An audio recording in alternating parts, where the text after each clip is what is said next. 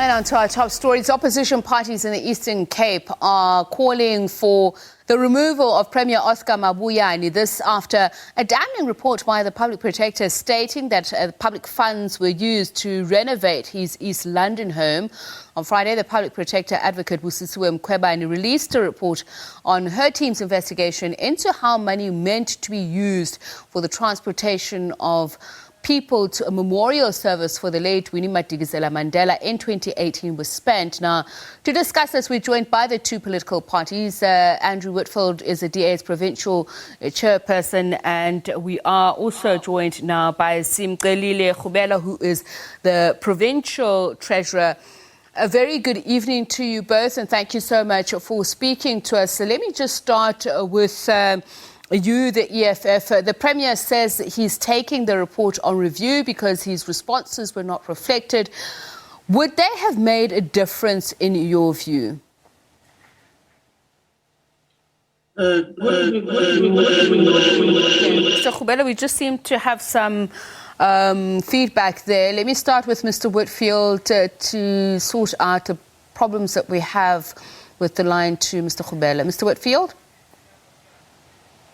It's very important to begin by understanding that corruption is endemic inside the African National Congress, and I think that it's incumbent upon any public representative to make themselves fully accountable for law. And in this case, in politics, it's important, we believe, for the Premier to resign. You see, corruption in the Eastern Cape is like a cancer that's eating away at our broken municipalities. And these broken municipalities are governed by a corrupt ANC government. Now, the Premier, as the head of that government, must take accountability, and he's now directly implicated in corruption, which should come as no surprise because we don't believe there's a single individual inside the ANC who is not corrupt. Okay. So whether the Premier takes this matter on review or not, we believe the dots are connected and that the Premier must take accountability. All right, so we'll come to the bigger, greater problem in just a moment. Let me first see if Mr. Rubela's line is fixed. Mr. Rubela, are you with us? I know you certainly have mentioned that it is a big problem, corruption, that it has even deindustrialized like 60% of youth in the province. But Premier Mabuyane is saying that he did rebut some of these allegations with evidentiary proof that he had no knowledge, that he was not at the forefront of the scam, so to speak. So him taking it on review, do you believe it will make a difference? Thanks again to you and your viewers at home, ma'am. The most damning of the allegations, or the most difficult thing they would have to deal with in rebuting the allegations they are facing is the affidavit from the service provider, this certain Mr. Lonwabo, because this person is a service provider who says, I received money paid into my account for no reason, having not performed any work, and I was given instruction by Mr. Madikizela to distribute the money in this and that fashion. And this is a person who has filed an affidavit as a witness in the process of the Public Protector's investigation. Now, this is the person who received money. He's not alleging that I heard that so-and-so received money, but he's saying, I myself received this money and I was given instruction to distribute it. Now, you may go to court to dismiss the Public Protector's filing or the process or whatever, but you are going to find it very difficult to actually dismiss. Okay, Mr. Rubela, I am going to ask if you could please just check if you don't have any phone or anything else that's the cause of that feedback near you, and we're going to fix that line to Simcelile Rubela of the EFF, and I do apologize to our viewers for this constant technical challenge. Let me continue with you there, Mr. Whitfield. So, before Mr. Lonwabo, who is from Mtombeni Projects, came forward in 2019 saying what Mr. Rubela was saying, that he'd submitted an invoice, though he hadn't done any work for it. Would you have known, and I'm talking about your own checks and balances, you're talking about widespread corruption, maladministration, in the province. The political parties are also there to keep the governing party honest. Would you have known this had this not appeared by Mr. Bam's own volition, so to speak? Well, I can assure you, if we discovered it, we would have been the ones to lay the complaint. And when we identify any irregular behavior, we do raise the alarms. There are mechanisms to hold government accountable, but the ANC has become an expert. They've become a bit of a criminal syndicate, and they know how to hide even the most obvious, what may seem to be the most obvious corruption. Now, the Premier used to be a government official, and so he understands how government works. His wife is allegedly implicated in this scandal, and so he's obviously trying to distance himself by using outside partners to deviate the funds. But as my colleague from the EFF says, the most damning evidence is in the affidavit.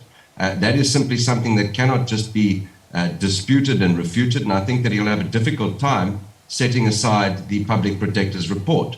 But what we have to also really appreciate is the Eastern Cape is a consequence of this kind of behavior. And President Ramaphosa has said that he's here to clean up shop. The Premier has made it clear that he doesn't tolerate corruption. And any allegation like this of such serious corruption with proof, with affidavits, with invoices, should require the Premier to step aside, resign, allow the investigation to conclude, and then if he's cleared, perhaps return to office. But to simply sit in office and use taxpayers' money now to fight this Public Protector's report is simply unacceptable. We'll see if we have Mr. Rubela back on the line and if we've managed to deal with those problems. So you say if you had unearthed this information, I do believe Mr. Rubela is back on the line with us. So Mr. Rubela, you say Mr. Bam alleged that he was instructed by the ANC's provincial treasurer, Winnie Madikizela, to submit an invoice to the municipality. Do we know who approved it? And I want to talk about this paper trail that we're looking at of corruption and how far up or how deep it goes into the wider leadership of governance in the municipality. One of the people that in our statement was saying must be charged for corruption is the municipal manager of Mizana, now Winnie Madikizela-Mandela local municipality, because in the findings of the public protector, he is also fingered to have actually approved this gratuitous payment to Mr. Lonwabo Bam without having performed any work in the municipality.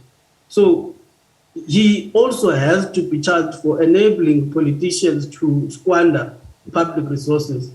So the report also goes further to say that some of the money in the 2.2 million, which was distributed by Mr. Bam, went to some government officials, some went to the public, some private individuals.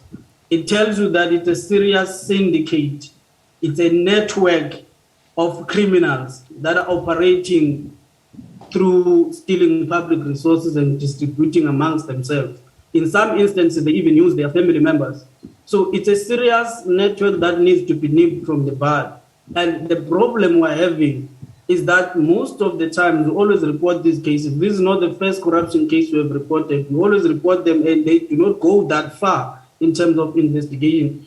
We were really worried about our criminal investigative capacity in the police because some of these cases are really easy catches that they should have been able to resolve and get people arrested. So it's a serious network that must be fought and some of these people are planted in these departments and they enable these politicians to squander these resources. You yourself as EFF has said that you are going to take criminal action against Mr. Mabuyane. Have you done that? Have you laid charges against him? No, not yet, but we're going to open a criminal case as soon as possible. Just that we've been busy at the moment. We're all over the province. running our election campaign. But as soon as the chances are available, we're going to go and open that case if nobody else has opened it. Want to make sure that at least we involve the criminal justice system to get to the bottom of it, because the public protector could only go as far. You'll remember in one of his findings, he says that he could not go into investigating the detail of how the money moved when it was then deposited to this particular company, because it is a private company and then he does not have a jurisdiction to investigate that company. But now if we involve the criminal justice system, the police, the investigative arm of our police, we are going to be able to then get to the bottom of it. We hope at least that the police will help us to get to the bottom of it. So we are going to lay criminal charges for that reason, man. I guess one is asking themselves, Mr. Whitfield, there is the PFMA, the accounting office. Why is it so difficult to chase the paper trail? We mentioned earlier on the Public Protector's report, it seems inconceivable that the Premier was unable or did not know about this money being paid for work that was not done. So why is it so difficult to police when you look at the budgets, you look at some of these major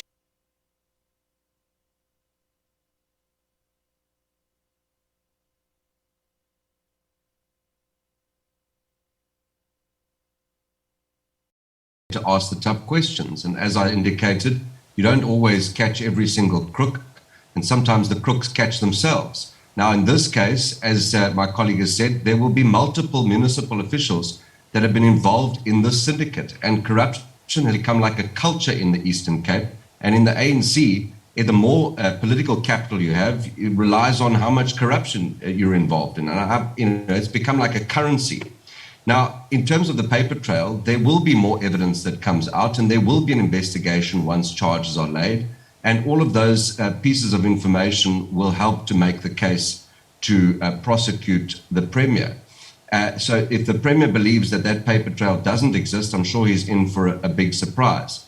The problem is that, sitting in a legislature in Bishu, for example, or in Parliament, you don't get to see every single invoice, but there are whistleblowers. There are people like Mr. Bum who've come forward with affidavits. I'm certain that invoices have been provided, and I'm absolutely certain that within the municipality that there are still good people who don't want to tolerate corruption.